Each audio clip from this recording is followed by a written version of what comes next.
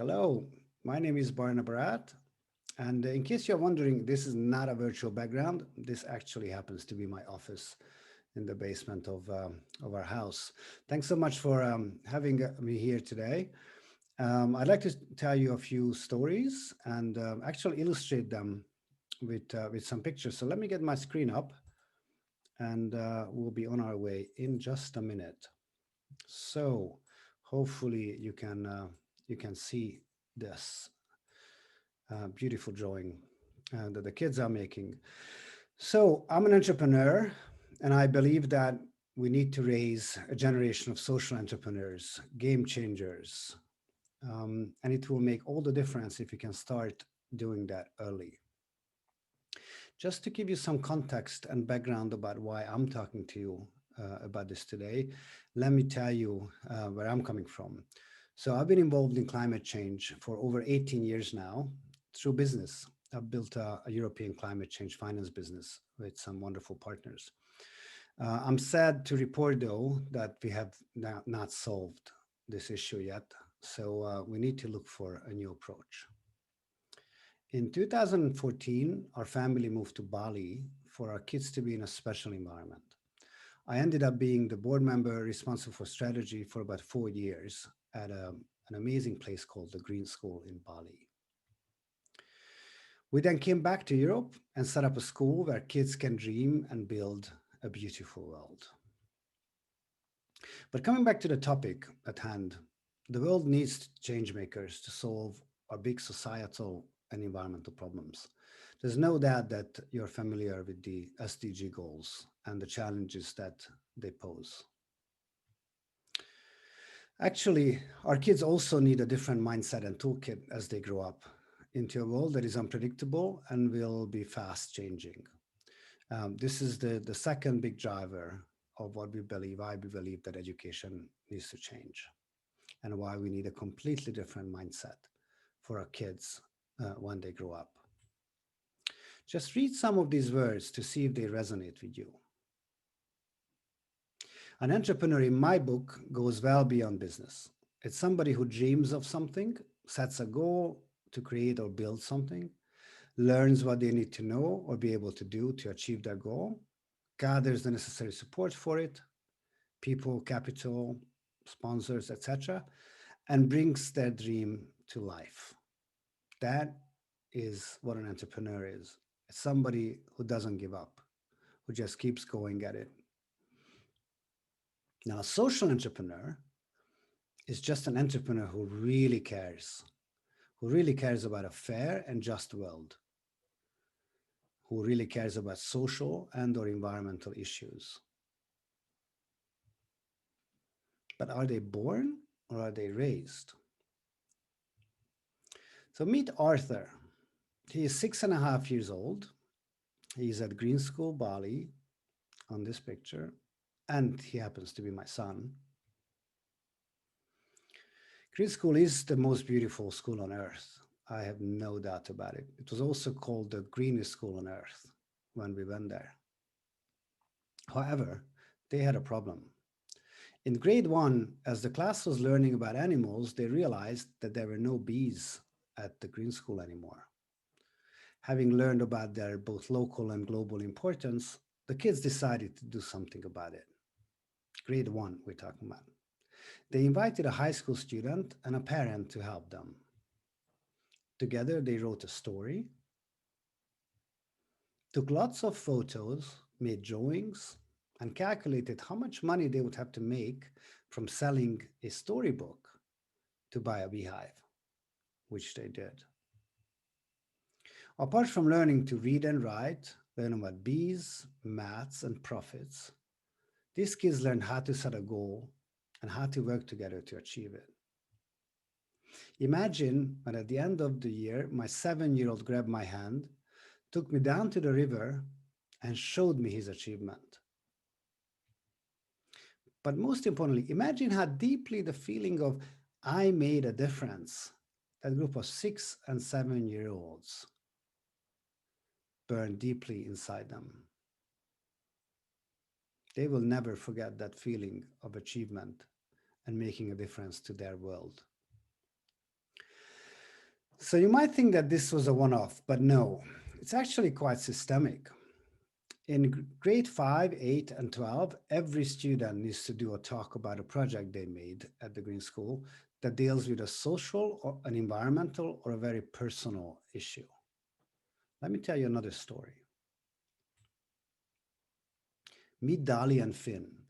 While traveling in India in 2011 on a year-long family sabbatical, Dali and Finn, 12 and 9 years old at the time, witnessed the hardship of many friends who were not allowed to attend school simply because they could not afford a compulsory school uniform. Nalu, their business, started from this grade 8 quest project of Dali. Remember, they had to be social or environmental in their topic. So the siblings teamed up. Their plan was quite simple: designing and selling t-shirts to raise money to buy school uniforms for their friends so they could continue their education. To this day, for every 4 products they sell, they give a school uniform to a child who needs one. It's pretty crazy, but true, that something as simple and as affordable as a school uniform has such a measurable impact on the future of a child. By providing school uniforms, Dali and Phil help education break the poverty cycle. These girls attend school, then they don't have to get married at age 12 or 13 or stay in the family and work. They can educate themselves and actually get on and have a much more decent life. Ever since their quest talk at school, the siblings have been sharing their story and drumming up support all over the world, which they actually need to do because they have a fairly ambitious vision.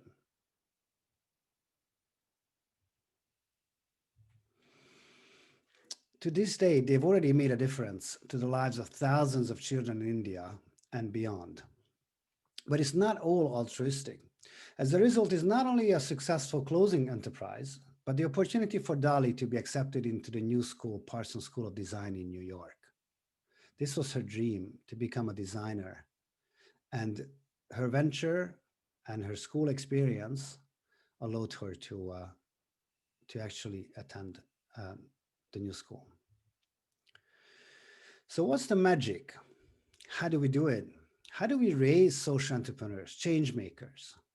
Well, we think we need to think of education quite differently, but there are a few things that can be implemented at any school.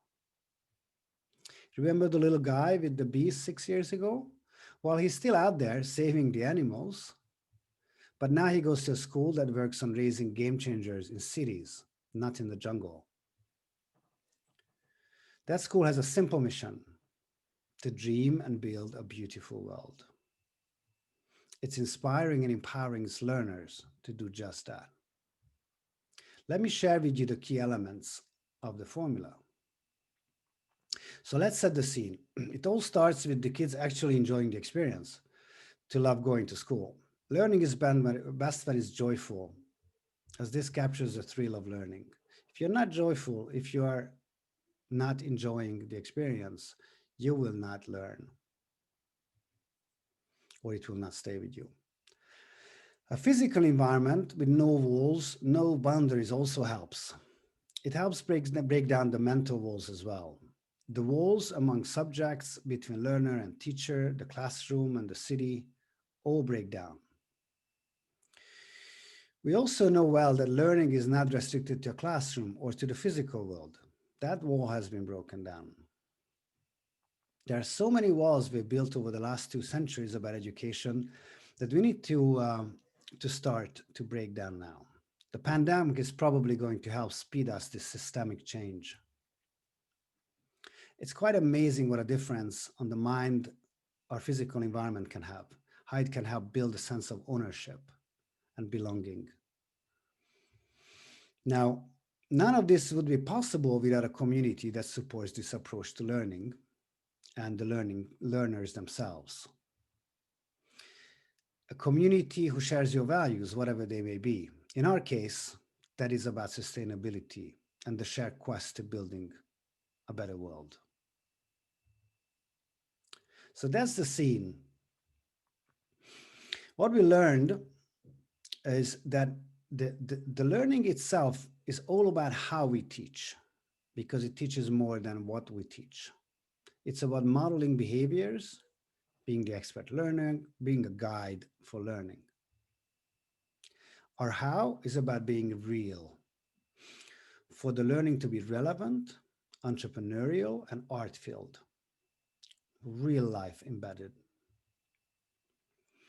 So the learning is relevant to the learners, to the locality, to the community, to events, to happenings around you.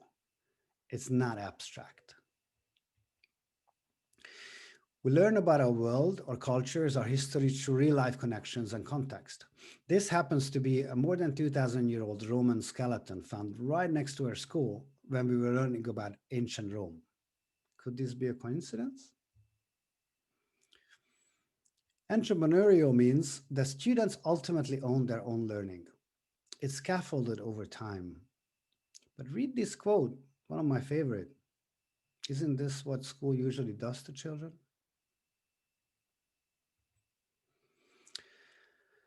All relationships between learners and teachers, among teachers is, what's your goal and how can I help?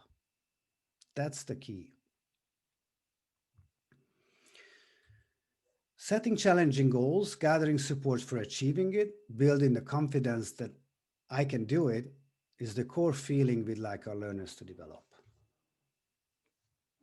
Last but not least, entrepreneurial also means that we learn through authentic real-life projects. We tackle real-life issues and real-life situations.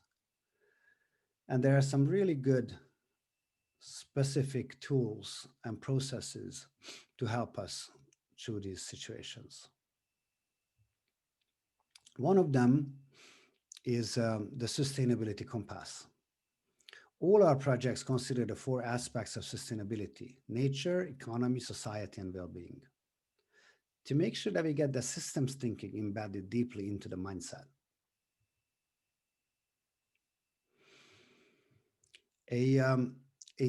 Last but not least,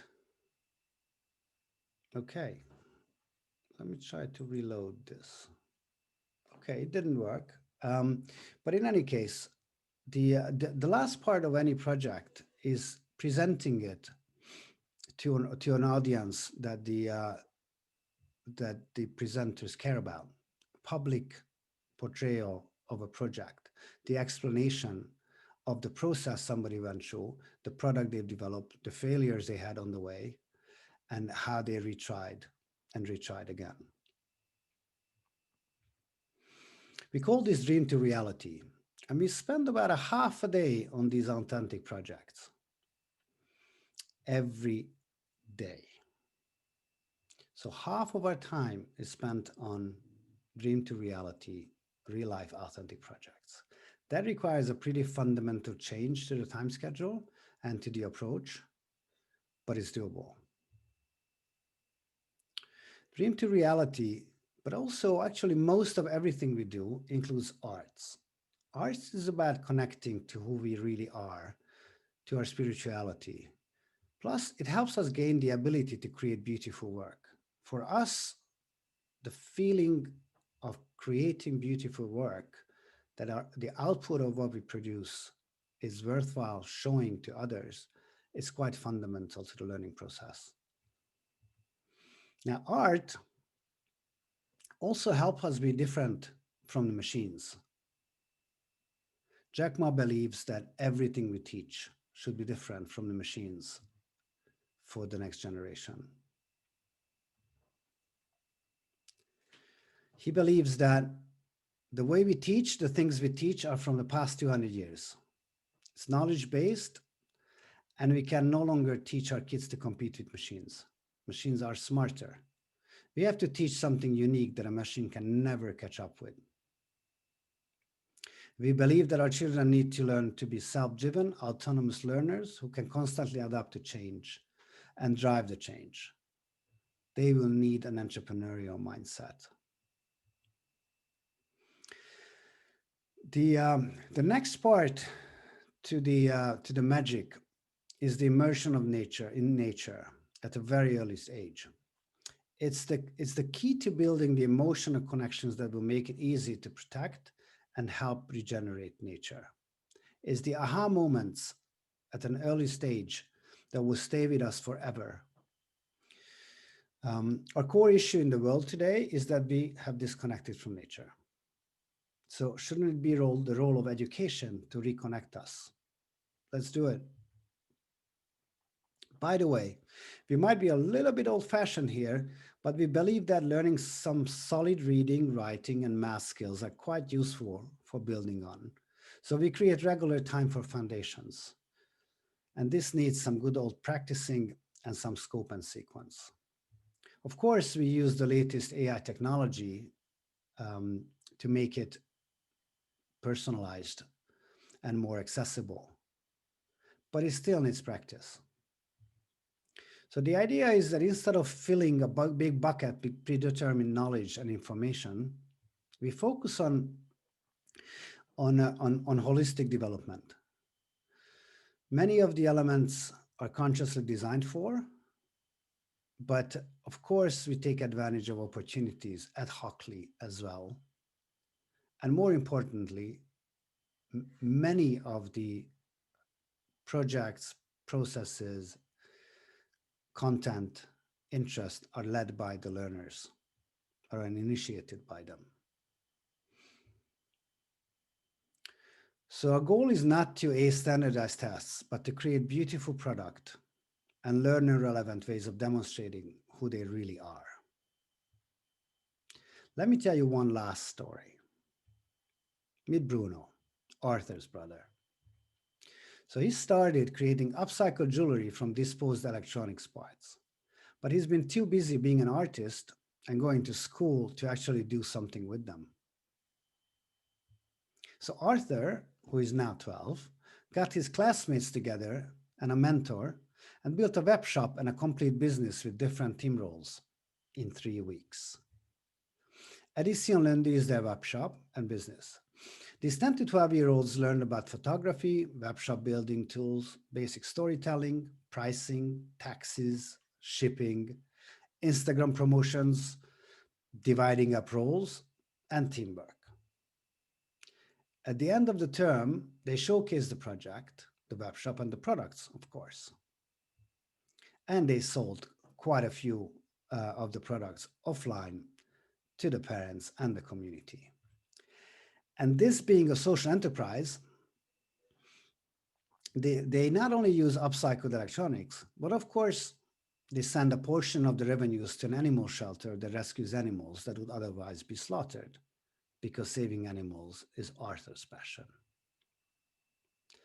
When these kids grow up, it will be second nature for them to adapt to change, to find problems and opportunities in the world, to set challenging goals to solve them, to gather the right support, and to understand what they have to learn for them to be able to achieve their dreams and bring them to reality.